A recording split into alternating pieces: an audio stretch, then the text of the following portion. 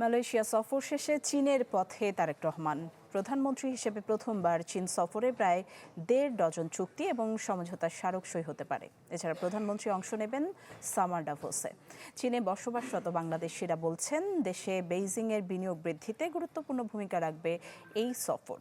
সুমন আহমেদের ক্যামেরায় চীনের ডালিয়ান থেকে আরও জানাচ্ছেন আশিকিন প্রিন্স। বিশ্বের অন্যতম অর্থনৈতিক পরাশক্তি চীন। দেশটির দালিয়ান শহরে অনুষ্ঠিত হতে যাচ্ছে ৩ দিনব্যাপী সামার ডাভোস।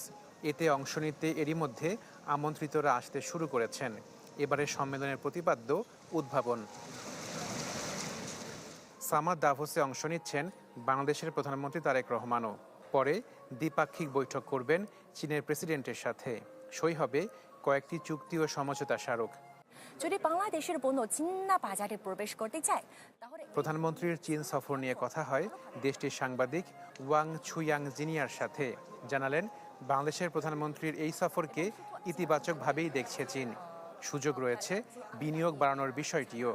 চীন এবং বাংলাদেশের মধ্যে সহযোগিতা সুযোগ বেশি, কিন্তু চ্যালেঞ্জও অনেক বেশি। এবং দু দেশের মধ্যে আসলে তো অর্থনৈতিক এবং বাণিজ্যিক ক্ষেত্রে আসলে একটি ভারসাম্যহীন যে অবস্থা রয়েছে। আমার মনে হয় যে চ্যালেঞ্জের চেয়ে সুযোগ অনেক বেশি। কথা হয় চীনে বসবাসরত বাংলাদেশি ব্যবসায়ী এবং শিক্ষার্থীদের সাথেও। এই সময় তারা গুরুত্ব দেন ব্যবসা, বিনিয়োগ ও শিক্ষার ক্ষেত্রে বর্তমানে যেসব চ্যালেঞ্জ আছে তা দূর করার। চায়নার সাথে সম্পর্ক হইলে বাংলাদেশেরই লাভ। বাংলাদেশের ব্যবসা সেক্টর বাড়বে, বাংলাদেশের ইনভেস্টমেন্ট হবে, চাইনিজ ইনভেস্টররা যাবে, বাংলাদেশের কর্মসংস্থানের যে সুযোগ সেটা বৃদ্ধি হবে। আশা করি প্রধানমন্ত্রীর সফরে এই শিক্ষা খাতটা আরও শক্তিশালী হবে। আমরা এক্সপোর্ট ইম্পোর্টের গ্যাপটা হিউজ, সো এই গ্যাপটাতে কমাইতে হইলে আপনি চায়না কিন্তু খুবই আন্তরিক। এই চীন সফর দুই দেশের ব্যবসা বাণিজ্য এবং জনগণের ভিতরে সম্পর্ক উন্নয়নের দিক নির্দেশনা দিবে। এই সফরে চীনের বিভিন্ন ব্যবসায়ীর সাথেও বৈঠক করবেন তারেক রহমান।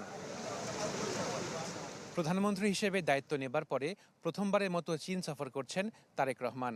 তার এই সফরের মধ্য দিয়ে দুই দেশের সম্পর্ক আরও উচ্চতর পর্যায়ে যাবে বলে মনে করছেন দুই দেশের সংশ্লিষ্টরা। আশিকিন প্রিন্স, চ্যানেল 24, দালিয়ান, চীন। প্রধানমন্ত্রী তারেক রহমানের চীন সফরের বিষয়ে জানাতে চীনের ডালিয়ান থেকে আমাদের সাথে যুক্ত হচ্ছেন আশিকিন প্রিন্স। প্রিন্স, আপনার প্রতিবেদনটি আমরা দেখছিলাম। প্রধানমন্ত্রী কি চীনে পৌঁছেছেন কিনা জানাবেন। পাশাপাশি আমরা বিভিন্ন গণমাধ্যমে জানছিলাম 15 থেকে 17টি সমঝোতা স্মারক স্বাক্ষর হতে পারে, যদি আরও আপডেট জানাতেন।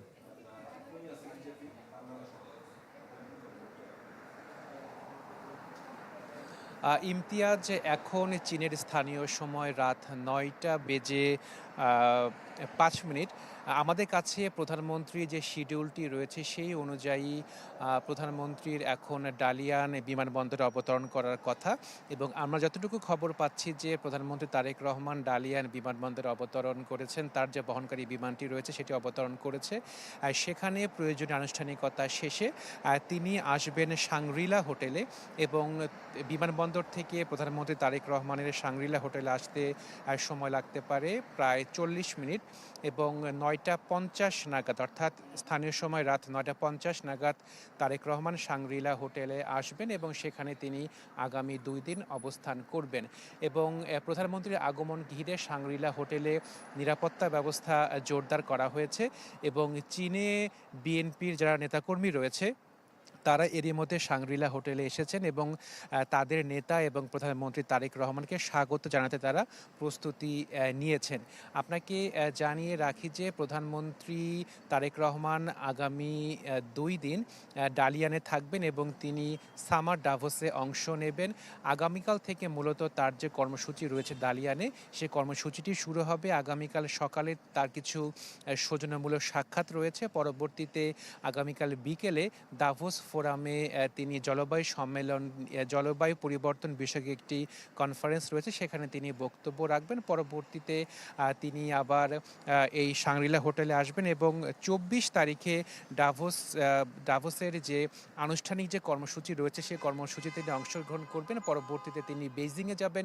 বেইজিংয়ে গিয়ে বেইজিংয়ে যে রাষ্ট্র প্রেসিডেন্ট রয়েছে শি জিনপিং, তার সাথে তিনি সৌজন্যমূলক সাক্ষাৎ করবেন। একই সাথে বেশ কয়েকটি চুক্তি এবং সমঝোতা স্মারক সই হওয়ার কথা রয়েছে। তো ইমতিয়াজ, এই হচ্ছে সর্বশেষ তথ্য আমার কাছে চীনের ডালিয়ান থেকে। অনেক ধন্যবাদ। আশিকিন প্রিন্স যুক্ত হয়েছেন মাননীয় প্রধানমন্ত্রীর আগামী 4 দিনের তার কর্মসূচিগুলোর সবশেষ আপডেট তিনি ডালিয়ান থেকে জানাচ্ছিলেন।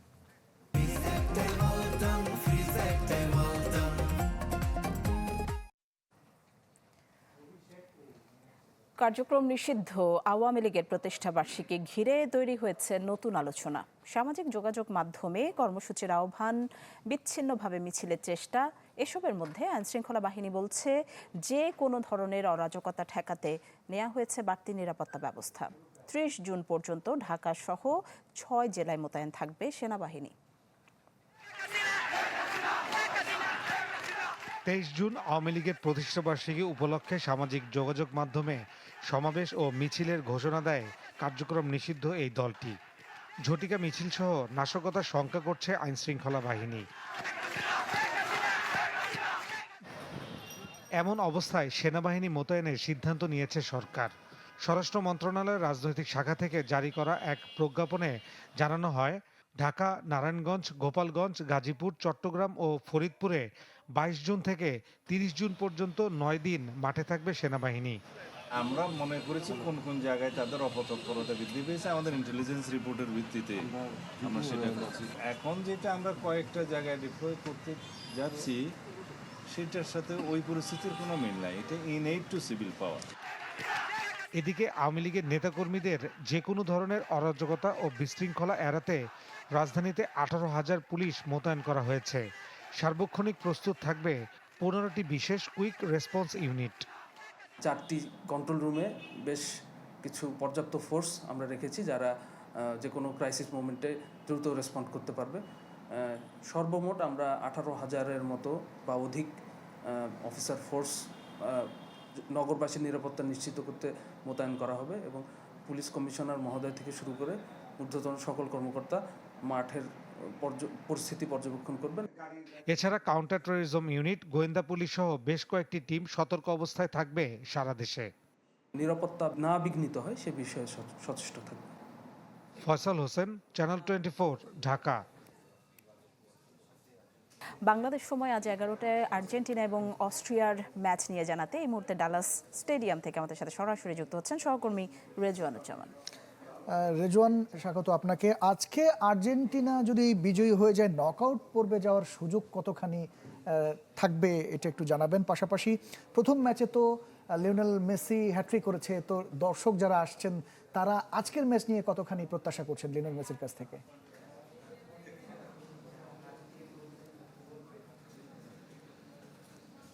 ধন্যবাদ ইমতিয়াজ। আমি এই মুহূর্তে দাঁড়িয়ে আছি ঠিক আমার পিছে ডালাস স্টেডিয়াম, যেটি এটি&টি স্টেডিয়াম নামে পরিচিত, এবং দেখছেন যে দলে দলে সমর্থক কিন্তু যাচ্ছে। এখনও খেলার কিন্তু প্রায় 4 ঘন্টার মতো সময় বাকি আছে, কিন্তু আমরা যেখানেই যাচ্ছি সেখান থেকে কিন্তু সব স্রোতধারা যেন এই ডালাস স্টেডিয়াম মুখী। এবং আর্জেন্টিনা সমর্থকরা যেমন আছে, ঠিক তেমনি অস্ট্রিয়ান সমর্থকরাও কিন্তু আছে আমাদের সঙ্গে, এবং তারা কিন্তু চিৎকার করছে এবং নেচে গিয়ে আসলে উদযাপন করার চেষ্টা করছে। এবং অস্ট্রিয়া সমর্থকরাও আছে, আর্জেন্টিনা সমর্থকরাও আছে। আমরা দেখতে পাচ্ছি দুই দলের সমর্থকদেরই কিন্তু আমরা দেখতে পাচ্ছি।